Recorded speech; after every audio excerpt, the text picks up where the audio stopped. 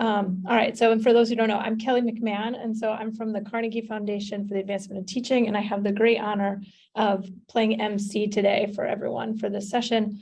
And it's on behalf of the GRAD Partnership. And Amanda, I'm going to give a big shout out to Amanda Martirana, who is helping support from the Everyone Graduate Center, and I probably just destroyed her name, but I'm super grateful that she is here. And so thank you. Amanda, would you mind doing the next slide? End of average. These are such good books. I should ask this question more often. All right.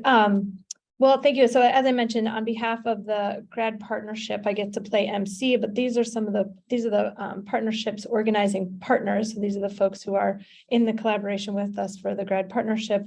And so that's AIR, the Barr Center, Carnegie, as I mentioned, Carnegie Foundation for Advancement Teaching, Everyone Graduate Center, the National Center for Learning Disabilities, the Network for College Success, Rural Schools Collaborative, the Schott Foundation, and Talent Development Secondary. And so I'm very honored I get to work with them, and we all welcome you today, so we're glad.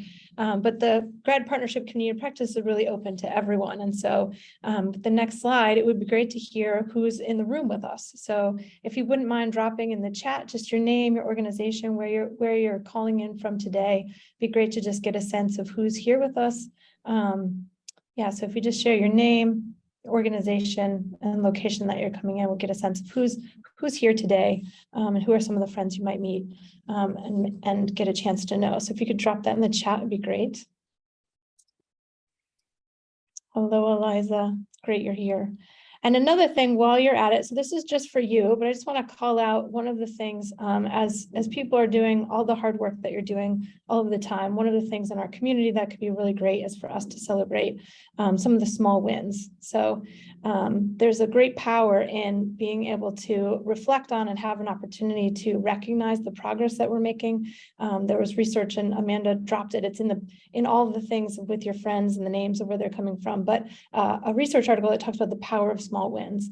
And so when we take a moment and we think about the small wins, it actually helps what's called our inner work. And we get more motivation from it. We feel a sense of progress. We get a sense of meaning. And what's interesting about this, when you do this and celebrate small wins, it's not only personal, it can also be for each other. So when we celebrate our small wins.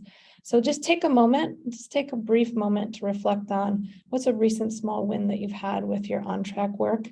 I'll just give a second to pause there. Hopefully one came to mind for you, and get a chance to share those. If there's something that in thinking about your small win that you've had recently and you want to drop that in the chat, this community is meant to be a sharing community. In a moment, we're going to get to hear from a speaker, but it's really also an opportunity for everyone here to share those things. So if there are things that you want to share, or there's, like the question said in the beginning, research or things that have been useful for you, please feel free to drop those in the chat at any point, and we will circulate those and share them around. But definitely we want to celebrate small wins in our community because they're important, help us keep making progress as we're doing this work. So the GRAD Partnership for Student Success, we are partnering with communities to use high quality student success systems so that schools are empowered to graduate all students future ready or ready for the future. And those high quality student success systems, what do we mean by them? We know that they are transformative, and they focus on, in the schools that we're working, supportive relationships, because we know those really matter for students.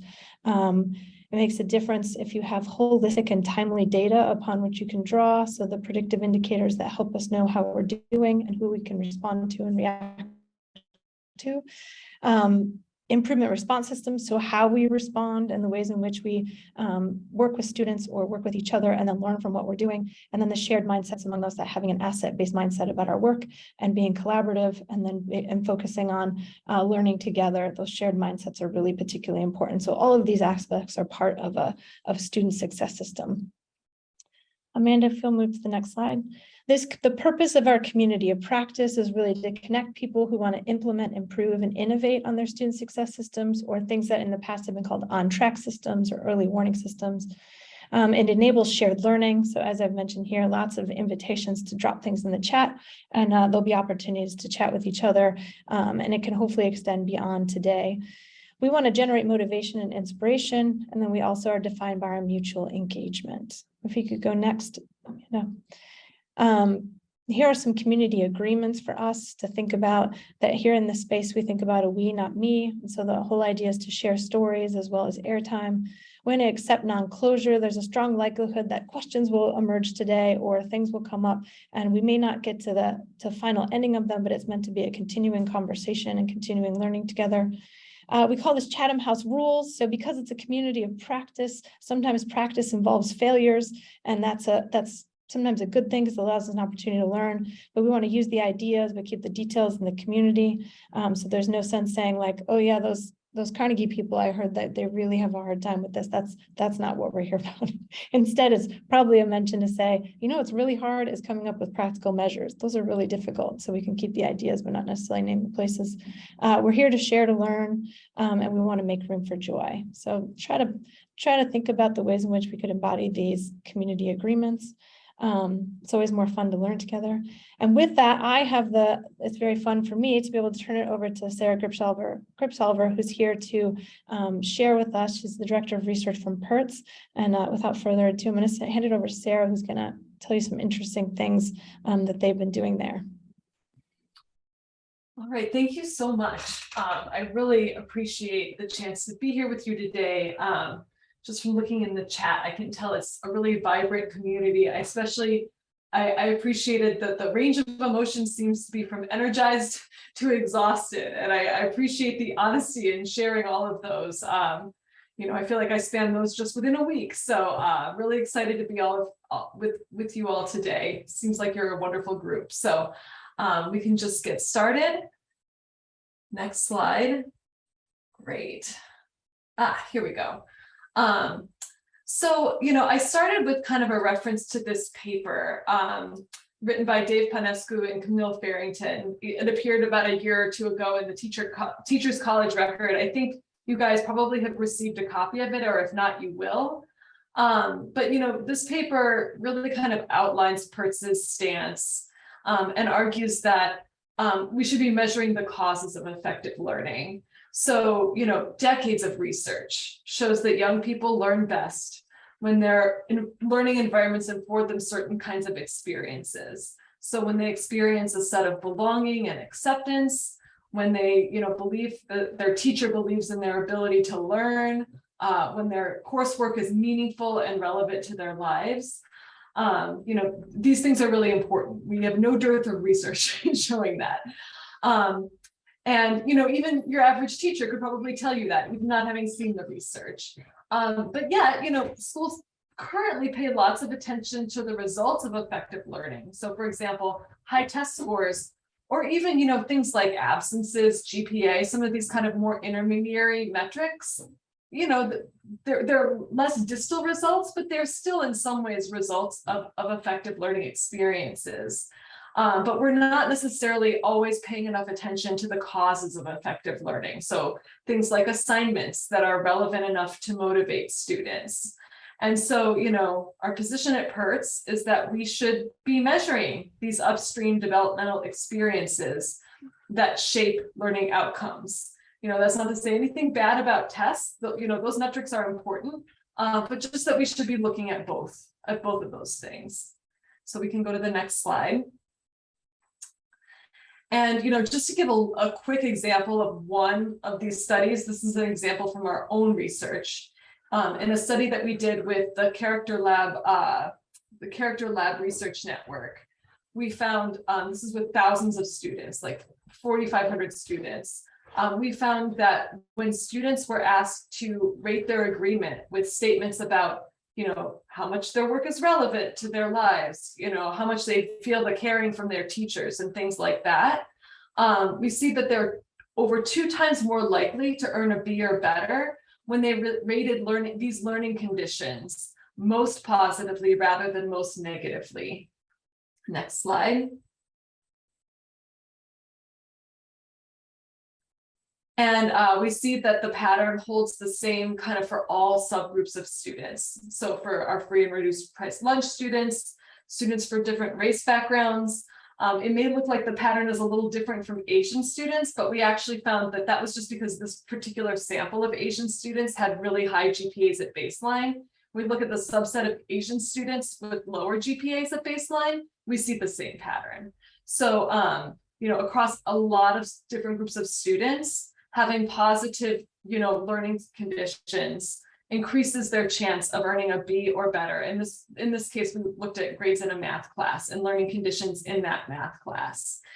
We also found that the results held when controlling for all of these variables statistically: race, free and reduced price lunch status, and even when controlling for fall grades in the same math course. So, this is a pretty powerful indication that, learning experiences really matter. Next slide. We also, in this data set, we measure learning conditions twice, once in October and again in February, and we had 3/4 of grade data. So we were able to look at how well changes in grades track with changes in learning conditions. And we found that positive shifts in learning conditions from October to February actually predict increased likelihood of getting a B or better in March. So this provides kind of an even stronger indication that moving the needle on learning conditions is likely to impact learning outcomes even within the course of a single school year. Next slide. So unfortunately, in this study, we also found that learning conditions actually tend to get worse over time, at least absent, concerted efforts to improve them. So in this study, we saw that all 3 learning conditions got slightly but significantly worse between October and February.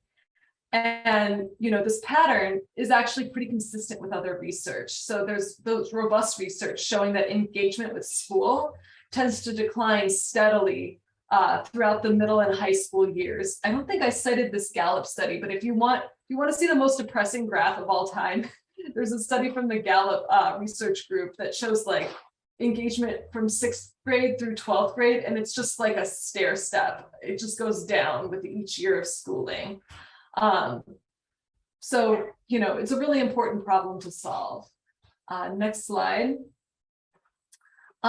So, that's why we and the educators that, that work with us and really lead the work that we're doing, that's why we ask, how can educators actually improve these learning conditions, these key causes of learning? Well, we have a lot of data from controlled laboratory and field studies, basically showing that learning conditions absolutely can be improved with attended impacts on learning outcomes. So I cited about 5 studies here. I could have cited 40 studies. We sent out a review article by Camille Farrington and her colleagues that kind of gives a really good overview of some of this research, although it's from 2012, so some of the more recent studies might not be included. But the 2020 paper will review some of the more recent studies. We've also seen really amazing efforts from networked improvement communities that have made great strides in actually applying this research in non-laboratory settings. So some examples include the Carnegie SAKE network, the Carnegie Math Pathways network for creating developmental math content for college students. And also the Student Experience Project is an example that PERTS was actually involved in over the last several years. And I believe we have a report from that effort that either was shared with you all or will be shared with you all. So you can read about that in more detail, and I recommend doing so. And kind of where PERTS is trying to contribute to all of these efforts is we've built a tool called Elevate. And so Elevate is it's basically a professional learning tool for teachers. And it's designed to kind of reduce the cost of doing these kinds of continuous improvement efforts. So instead of having to start from scratch and develop your own practical measures, we've put together some measures, we validated them in our own research, and you can use these measures, and basically teachers use Elevate over multiple cycles of inquiry and action. So in each cycle, teachers use a confidential 5 to 8 minute survey to learn how their students are experiencing their class. So, with metrics like how meaningful do students find the work in this class? How much are they experiencing that caring from their teacher? How much is there a sense of there being a community of learners? And so each of these metrics kind of has its own research behind it, and teachers use those metrics to kind of see what's going on. Teachers then reflect on students' feedback. So ideally, in partnership with their colleagues and often coaches, kind of look at the results of this feedback. They get little reports with data summaries kind of already, pre-assembled for them. And finally, guided by their own reflections and learnings, teachers make intentional changes to their classroom practice. So then after enough time has passed for the new practices to show an effect on students' experiences, usually after 3 to 6 weeks, teachers then start a new Elevate cycle. So next slide. So then in the new cycle, Elevate provides real-time feedback that enables teachers to measure the impact of their recent changes. So for example, a teacher could use Elevate's meaningful work measure to learn that 63% of their students find assignments to be meaningful. The teacher could then make a change and reassess meaningful work to see if it improved. So in this way, Elevate is designed to help teachers use real-time confidential feedback with validated practical measures from their students to see what's working and what might require further adaptation. And so over time, teachers who engage in multiple cycles of inquiry and action tend to improve learning conditions. And some of them actually improve learning conditions a great deal. We've seen positive impacts, upwards of 30, 40 percentage points, which is transformational. All right, next slide. So, we looked at our data from last academic year, kind of across our user base of Elevate users. And we found that, we wanted to know kind of like what factors are associated with more improvement in the data. The idea being, if we can learn kind of like what leads to improvement, we can help more schools get kind of bigger and better results over time. And in last year's data, we found that student experience improved the most when partners planned more cycles of continuous improvement. And in some ways, this shouldn't be surprising because, of course, if you practice something more times and give it more tries, you're likely to see more improvement. But it's really interesting to see this played out in the data. So, when schools planned at least 4 cycles, they saw the biggest improvements. 3 cycles saw some improvement, and 2 cycles, or like what we called an ad hoc administration, which meant kind of like no real direction was given on how many cycles to do, we saw almost no improvement, which, I want to point out, like as we've seen earlier, holding the line and not having experiences get worse over time might still be of great benefit to students. So that's not to undersell these efforts at all. But what we see is really when teachers and schools do more cycles of inquiry and action, that's when they see the most improvement. Next slide. So I wanted to kind of illustrate 2 examples of groups that have used this tool. So we're working on a series of case studies about Elevate users this year, and I'm going to highlight examples from 2 of those case studies today.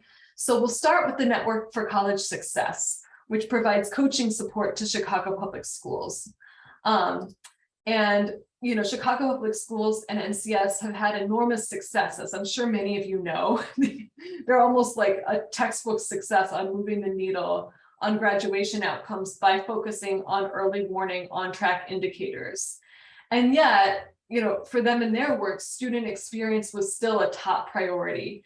So in the words of one instructional coach at NCS, she said, referring to 9th grade on track, she said, it's a predictor.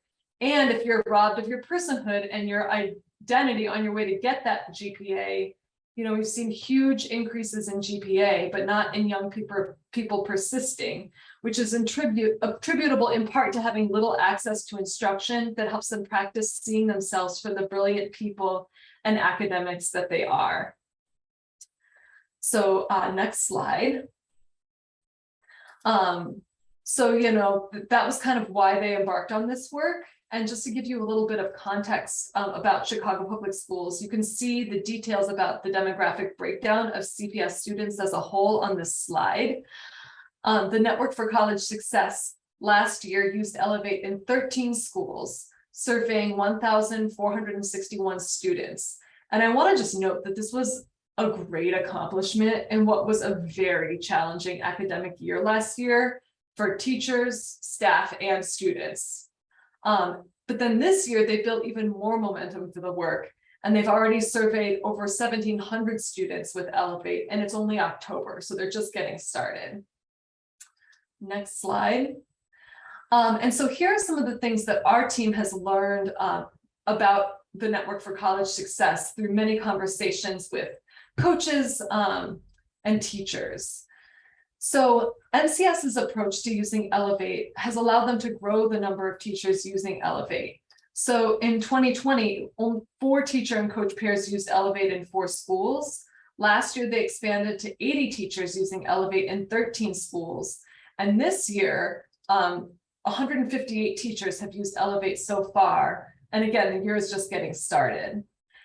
And at each school, one teacher is coached by an NCS coach to lead a community of practice. The use of Elevate has always been voluntary, and that's based on the idea that if they cultivate champions of the work, then the work will scale organically, driven by genuine buzz and buy-in about what they're doing with this tool. So across all the interviews we conducted, a theme of creating sacred space came up with NCS as kind of one of their keys to success with this work. So there were 2 components of sacred space. And the first was the physical time and space to engage with and take action based on Elevate data.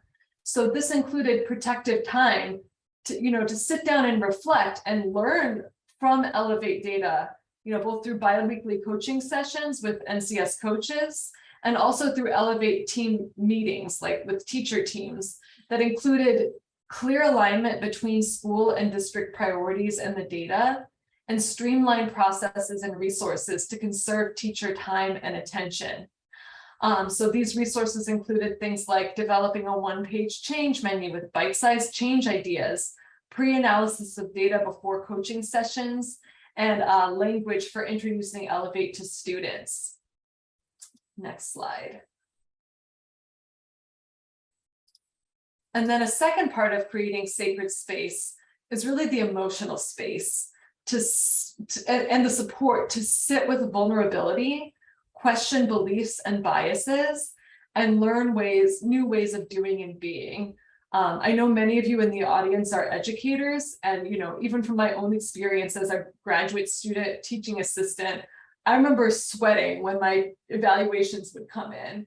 It can be a really emotional experience to see that graph of like, oh, 63% of my students find this work meaningful. That means 30% of them don't. It's not easy to look at this data. In some ways, like something like a test score might feel a little bit more impersonal. So if teachers are asked to engage with that data without having emotional support, I think it can honestly be counterproductive. So that's why NCS thought it was really important to kind of support teachers in this way. They also did a lot of work to really support teachers as whole people. The coaches, everything they ask teachers to do as far as personal growth, they do that themselves. And so, they really model that personal growth and development. And they've also they do a lot of work with them over the summer. It's kind of part of their broader coaching model, but they do work to co-create shared language around key beliefs. And in our interviews, coaches even shared that with everything going on last year, there were work stoppages. We had a bunch of snow days in Chicago. It was a crazy winter. And, the pandemic, sometimes teachers actually needed their coaching sessions to just focus on like what was immediately at hand and not their Elevate data. And in those cases, when those needs arose, they honored them. So that really built trust and a sense of community. Okay, the next slide, yes. All right, and so we'll pause with NCS, and now I'm gonna give you another example. So this is a really kind of different school setting. This is, we also did a case study with West Buffalo Charter School. So unlike CPS, which has hundreds of thousands of students, West Buffalo Charter School is a tight-knit school located in Buffalo, New York, that serves about 450 students in kindergarten through 8th grade. And you can see the demographic breakdown of these students on the slide. So of the 450, there were 208 students in grades 5 through 8. And all of them were surveyed last year in each of their classes with Elevate on a quarterly basis. So that was a lot of surveys. Next slide. So yeah, so at West Buffalo last year, all the middle school teachers used Elevate in all subject areas. So logistically, this was made easier by the fact that the Elevate surveys were folded into existing quarterly formative assessments. So, you know, there was protected time set aside for that. The Elevate data then supported other ongoing initiatives at West Buffalo, including they have a whole amazing expeditionary learning curriculum going, and also culturally responsive pedagogy. So this means each middle school student, as I mentioned, at West Buffalo took the Elevate survey about 5 times per quarter, once in each of their classes. So next slide. So as you can see, over the course of the academic year last year, West Buffalo students experienced really strong growth in all 6 learning conditions over the course of the academic year. And the biggest improvements tended to happen between about December and March. These changes are highly statistically significant and represent really important positive growth in learning environments, especially if we consider that the natural tendency is for the trend to go the opposite direction. Next slide. And so, yeah, they also, I always like to show this slide, especially to people who are really tapped into continuous improvement, because, you know, underneath every line graph, like the one I just showed you, there's a distribution, there's a histogram. And you can see that, you know, while the average gains were kind of around 5-6 percentage points, especially for certain learning conditions like meaningful work, there were teachers who moved the needle as much as 20 percentage points.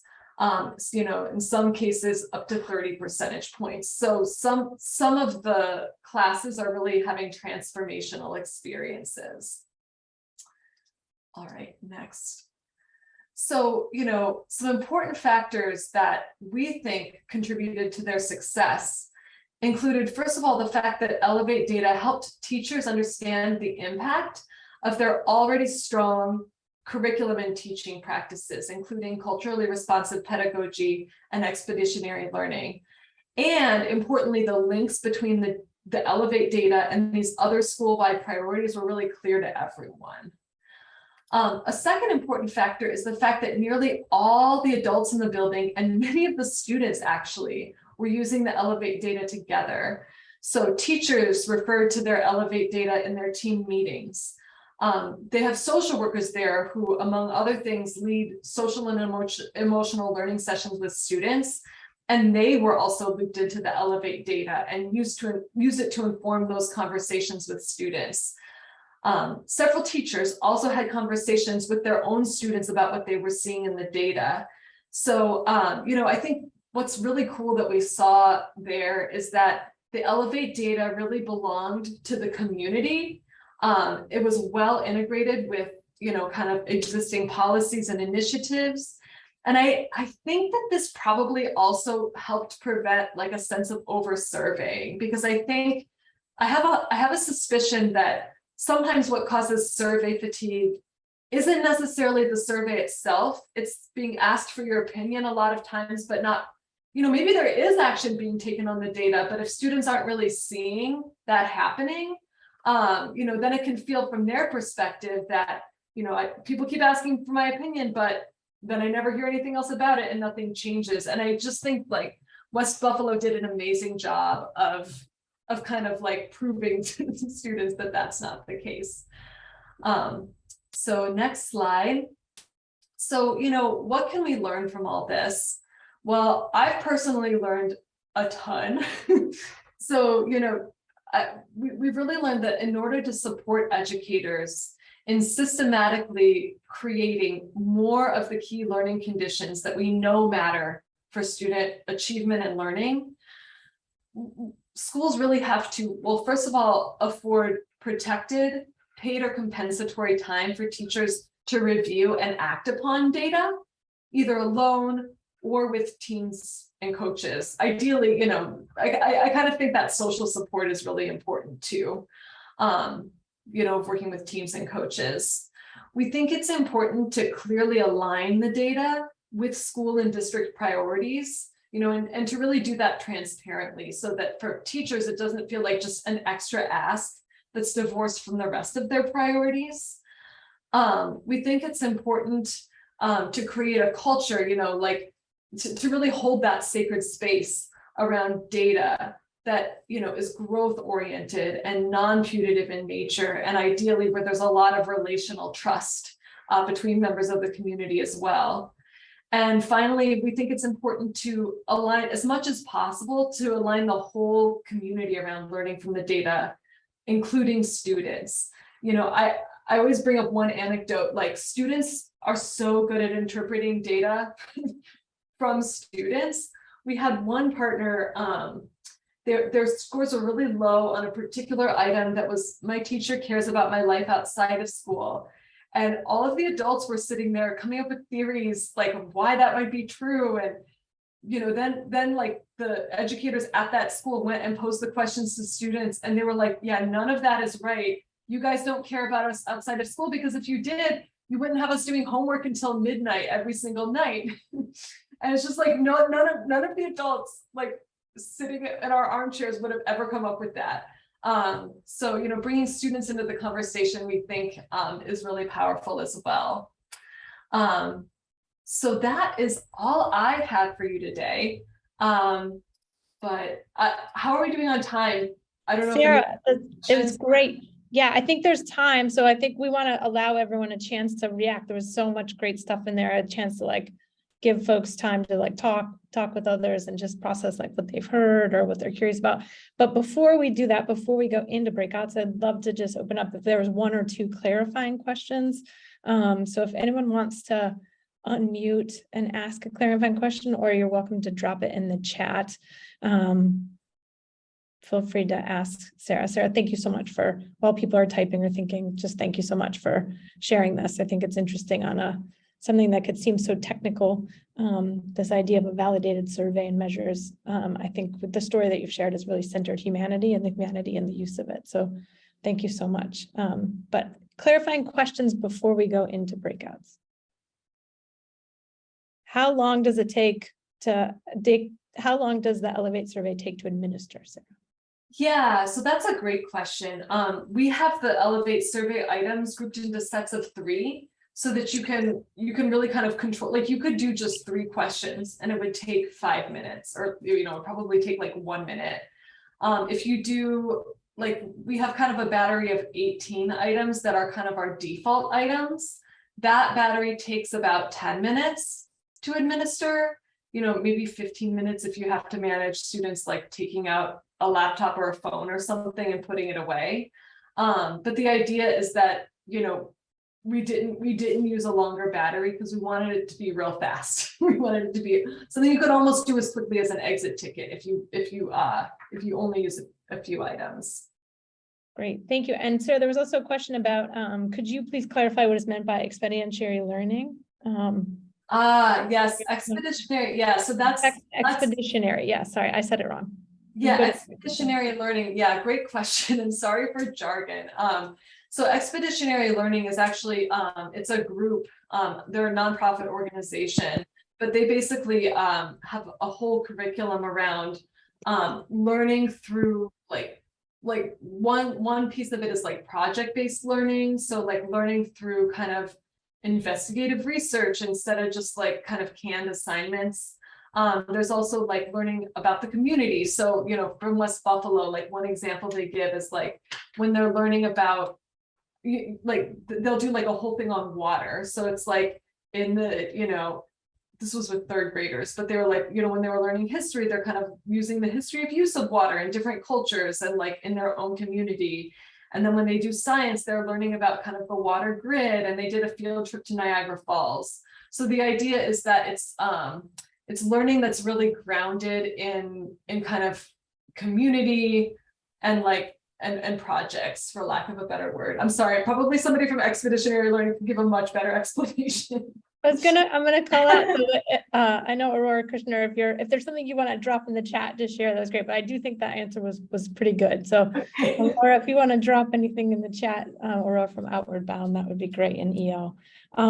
Okay, so we have another question, but I want to give folks a chance to talk with each other. And so, Tara, maybe we can drop some in the chat for that great question if others have it. And so when we come back from breakouts, we can share a little bit more about what it meant to like get teacher buy-in to administer the survey, and how Chicago teachers opted in, and I think Chicago teachers opted in, so how that was managed, but we can address that when we come back. So when you go to the breakouts, we'll be in the breakouts for 12 minutes, so it's a short time, but so when you get in the room, maybe just say hello to your new friends, and then would love to give you a chance, just what was resonating with you, what did you hear that stood out, and then what ideas are coming up for you or questions, and we'll have a chance to kind of talk. Let's give Sarah a chance to think about the answer when you guys come back from that, and get a chance to like capture what your other questions are and ideas.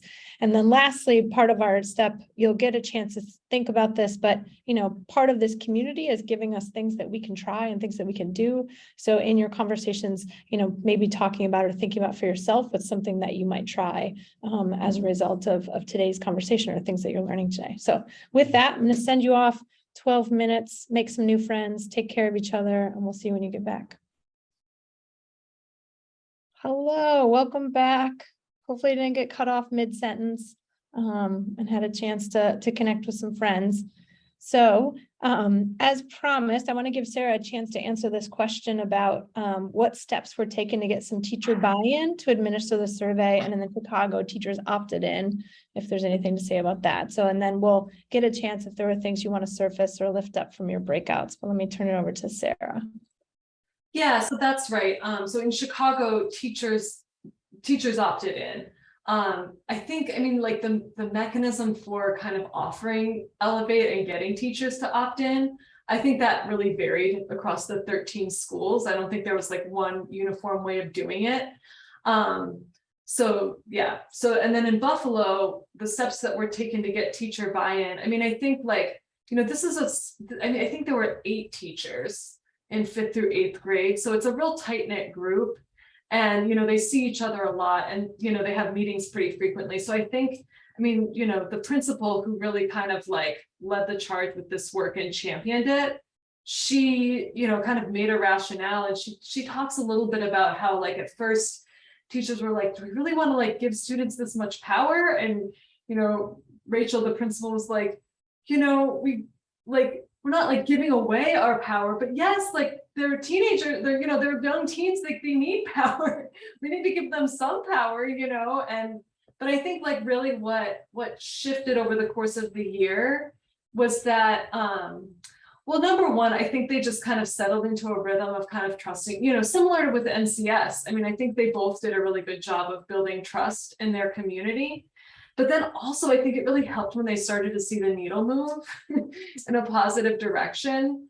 And, we heard we had a showcase on this work yesterday. So we had a bunch of people who used Elevate kind of talk about their experiences.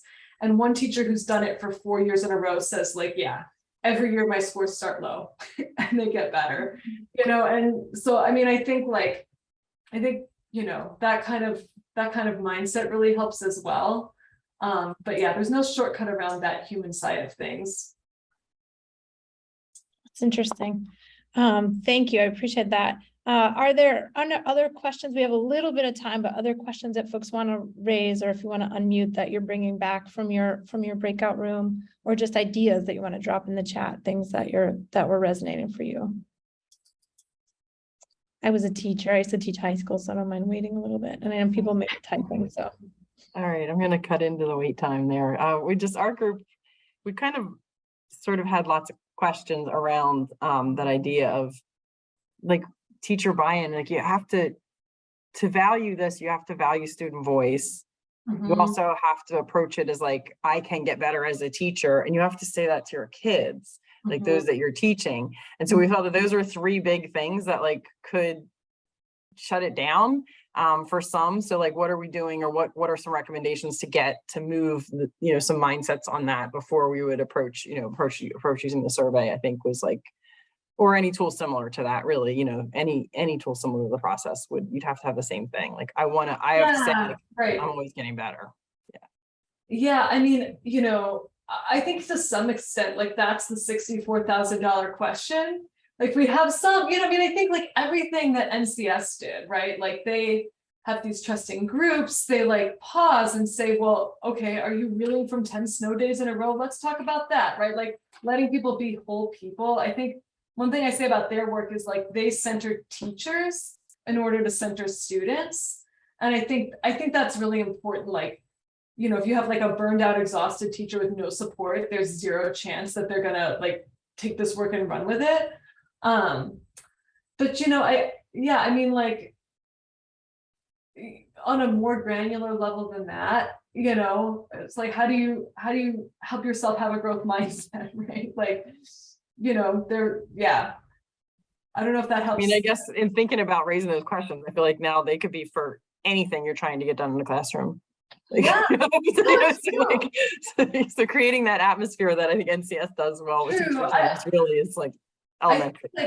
I think that's true. I think like when it comes to data in particular, any kind of data, be it this kind of data, on track stuff, I think like that tends to be like in the absence of strong relational trust and strong like growth oriented norms, like that can get people's hackles up, just the presence of data at all.